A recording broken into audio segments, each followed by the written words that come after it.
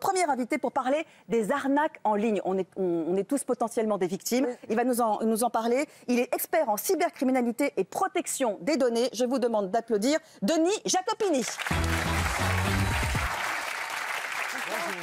Merci d'être avec nous. Merci beaucoup. Denis Jacopini, je le disais, vous êtes expert en cybercriminalité. Et vous publiez avec Marine Oncinti « Cyberarnaque, s'informer pour mieux se protéger ». C'est chez Plomb. Et alors vous avancez, moi j'ai été vraiment étonnée, des chiffres qui sont fous. 19 millions de victimes de cybercriminalité en France en 2017. On était déjà, ce qui était déjà fou, 14 millions en 2016. J'ai envie de dire, plus ça va, moins ça va. Enfin, c'est incroyable. Alors, il y a d'une part les chiffres qui correspondent à ce qui a été détecté chez les utilisateurs. Donc, il y a notamment ce chiffre-là est un chiffre qui provient de Symantec, qui est un éditeur de logiciels très connu et qui a des sondes avec des remontées d'informations. Voilà.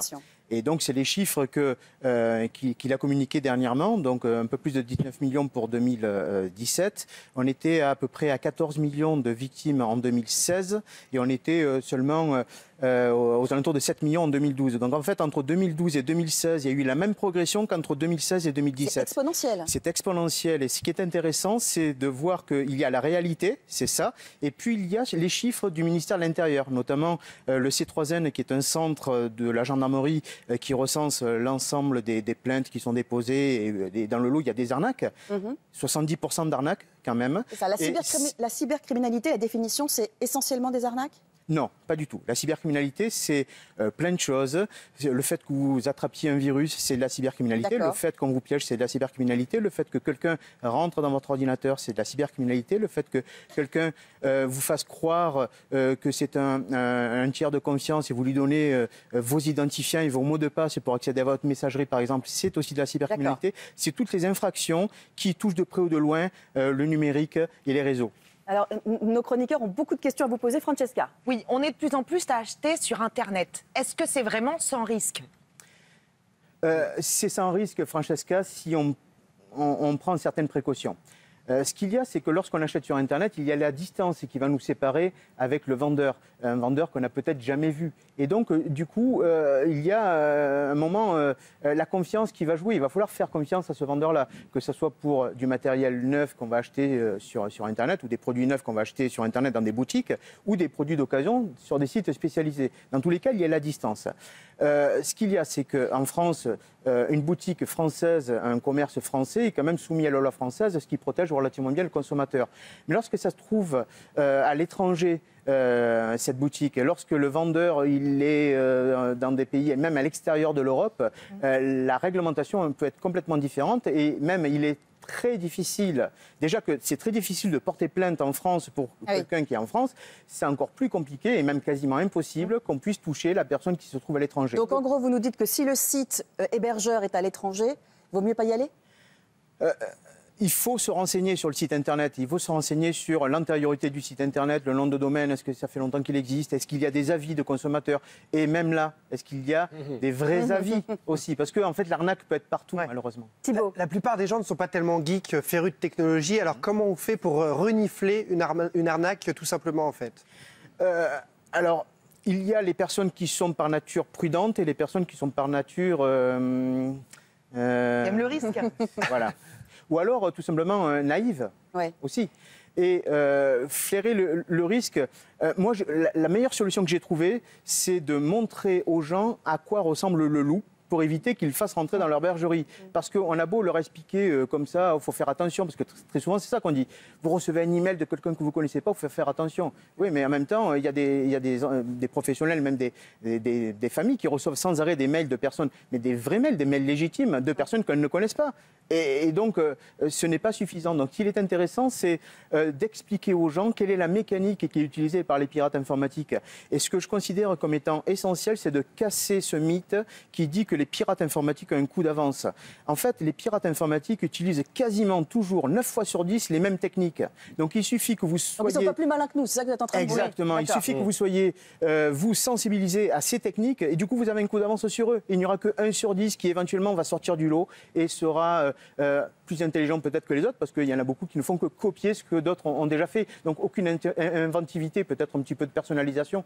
Et c'est ça qui fait qu'on peut avoir un coup d'avance. Juste une question, parce que pour déculpabiliser un peu tout le monde, chaque fois on se dit, bah, si je me suis fait avoir, je suis un crétin. Mais est-ce que par exemple vous, qui êtes un spécialiste, vous vous êtes déjà fait avoir?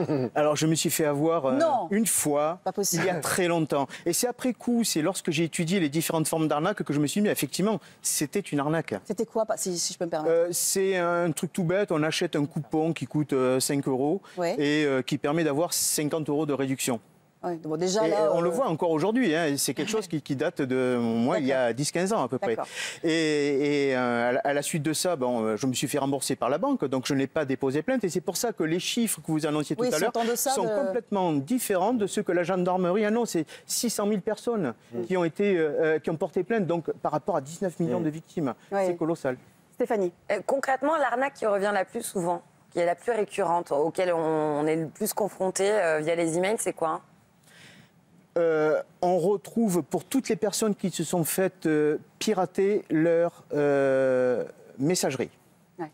On retrouve le mail qui est envoyé à tous les contacts de cette boîte mail. D'accord. Et le mail, en général, dit vous avez gagné salut, je peux te demander un conseil. Et dans le lot, en fait, si vous êtes fait piéger votre boîte mail, forcément, dans vos contacts, il y a un ami ou une amie, mais du moins il y a vos meilleurs amis qui se trouvent là, dans ces contacts. Et s'ils reçoivent un email disant tiens, est-ce que je peux te demander un renseignement ou est-ce que je peux te demander ton aide, voilà ce qui m'arrive, je suis à l'étranger, on m'a volé mon téléphone, on m'a volé mes papiers, est-ce que tu peux m'aider? Votre ami, votre meilleur ami, si c'est vraiment votre meilleur ami, donc il y a un bon moyen de le tester aussi, hein, il va donc du coup rentrer dans le jeu du pirate et il va se faire arnaquer. Et ensuite cet ami-là qui a peut-être dépensé 200 ou 300 € pour vous aider, il va venir vous voir en vous disant ah ouais, je me suis fait avoir. Et vous allez lui rembourser. Alors là, on parle de cyberattaque et de cybercriminalité au niveau pécunier, financier. Malheureusement, ça peut aussi aller encore plus loin. Et là, moi, je voudrais qu'on regarde ensemble un extrait du magazine Révélation qui montre la gravité des arnaques en ligne et les conséquences là vraiment terribles que ça peut entraîner. On en parle après. Cédric surfe presque tous les jours sur Internet. Un soir, il fait la rencontre d'une jolie fille. Elle lui demande de se mettre nu.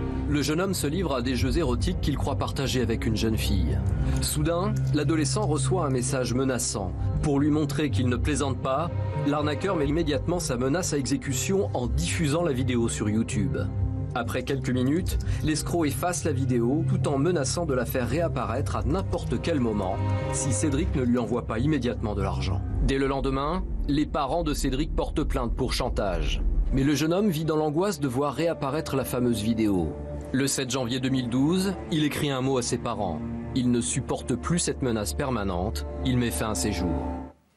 Alors c'est vraiment une histoire absolument terrible et malheureusement, elles sont nombreuses ces histoires aussi.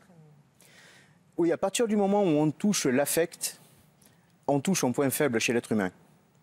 Et que ce soit des escrocs sur Internet ou dans la vie courante, sans passer par Internet, les escrocs le savent bien. À partir du moment où ils touchent une corde sensible, ils vont appuyer sans arrêt sur ce point faible, ils vont utiliser sans arrêt cette corde-là.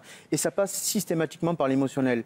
Et je ne sais pas si vous avez déjà remarqué, je pense que oui, lorsqu'on est en mode émotionnel, amoureux, jaloux, en colère, en fait, on n'est plus du tout en mode intellectuel. On ne réfléchit plus, exactement. Et c'est ça le piège. C'est qu'à partir du moment où on passe en mode émotionnel, la peur, par exemple, oh là là, mon compte a été bloqué. Ou alors en mode émotionnel, tiens, il y a quelqu'un qui s'intéresse à moi. Et puis, ou là, en l'occurrence, la honte. Voilà, exactement. Et donc, du coup, là, on fausse tête baissée. Et le seul moyen de sortir du piège, c'est de se faire aider. Mais l'aide, elle ne va pas venir. La personne ne va pas demander cette aide-là. Il faut que ce soit l'entourage qui soit très observateur et qui arrive à le détecter. Y compris là, parce qu'effectivement, la maman était au courant. Donc on aurait pu dire que le gamin, finalement, ses parents étant au courant, ça allait retomber la pression. Mais malgré tout, cette épée de Damoclès était trop lourde à porter, quoi. C'était... Que ça soit au niveau de la destruction de sa propre vie ou que ça soit au niveau de payer des rançons ou payer ou aider quelqu'un, il y a des personnes qui, face à quelqu'un qui apparemment est tombé amoureux, sont prêts à leur donner des dizaines, des centaines de milliers d'euros et même arrivent à se ruiner pour quelqu'un parce qu'il y a l'émotionnel qui est bien mis en place par le pirate. Alors vraiment, voilà, moi je vous conseille vraiment de lire le livre de Denis Jacopini. Merci Denis Jacopini parce que là-dedans, vous aurez plein de cas de figure que vous pourrez décrypter et qui vous permettre, quand hélas ça vous arrive, de savoir comment réagir. Ça s'appelle Internet, attention, danger, s'informer pour mieux se protéger. Merci beaucoup. Je remercie Marie Innocenti, Oui, que j'ai cité. qui, grâce à elle, j'ai pu donc mettre vraiment construire ce livre, parce que l'objet de ce livre au départ, c'était de parler de ces arnaques. Mais en même temps, si on est trop technique, oui, voilà. Là, ce sont des cas concrets. Voilà, exactement. Et comment, si ça nous arrive, y remédier grâce à vous. Voilà, et merci à Marie, vous, merci beaucoup. à vous, merci Valérie. Merci Denis. Je propose qu'on passe maintenant aux